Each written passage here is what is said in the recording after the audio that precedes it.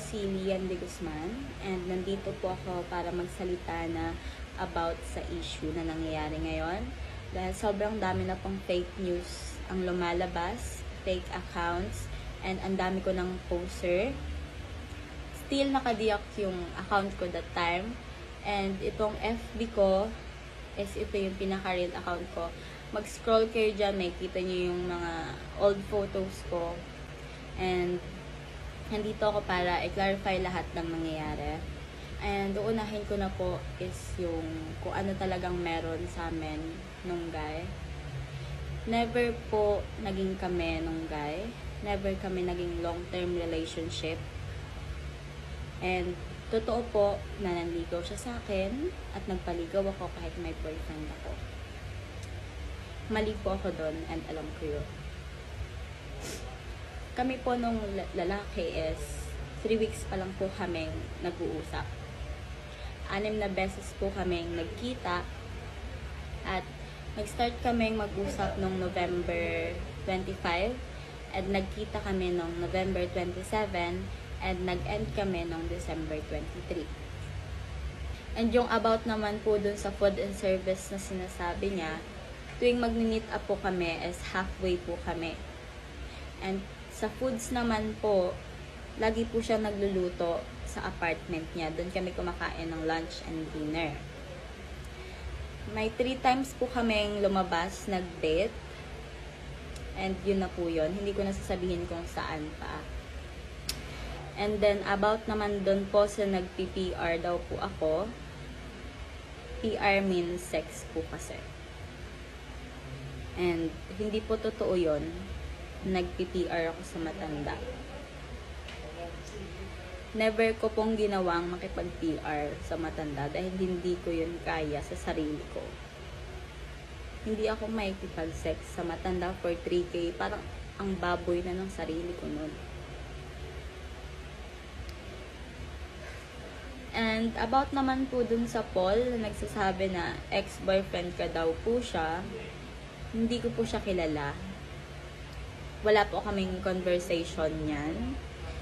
And hindi ko alam kung saan nanggagaling yung mga kwento niyang yan.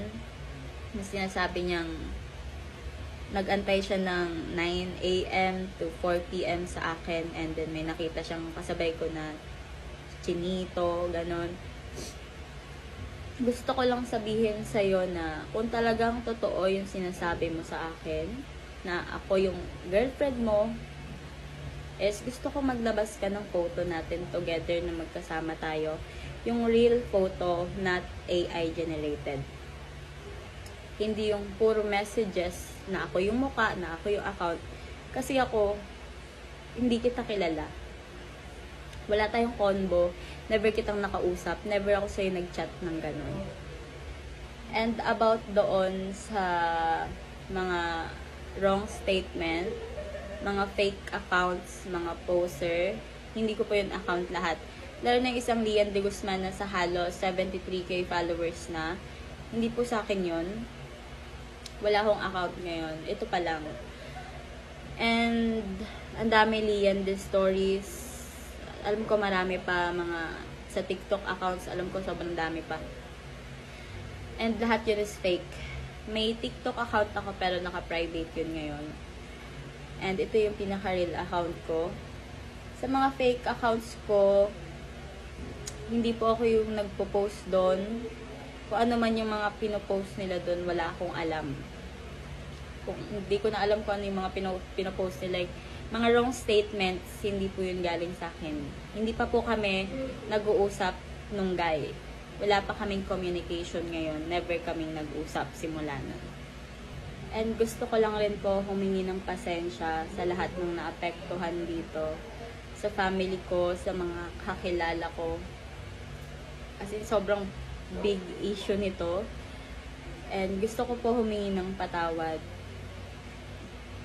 Lalo na dun sa boyfriend ko.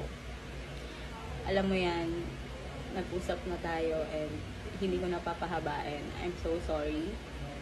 And dun sa family ng boyfriend ko, I'm so sorry po. Alam kong na-disappoint kayo sa akin.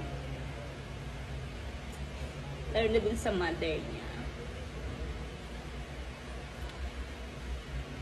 And inaayos ko naman na po ngayon. For now. Okay, yun na lang. Hindi ko pa ipapublic kung sino talaga yung boyfriend ko kasi inaalagaan ko rin yung image niya na walang makakilala sa kanya for now. And yun din yung gusto niya for now. Pero yun na lang muna sa ngayon siguro yung gusto kong i-share sa public.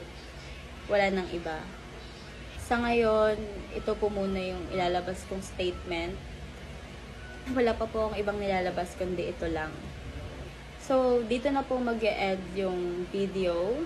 At maraming salamat sa mga nakinig. At Happy New Year!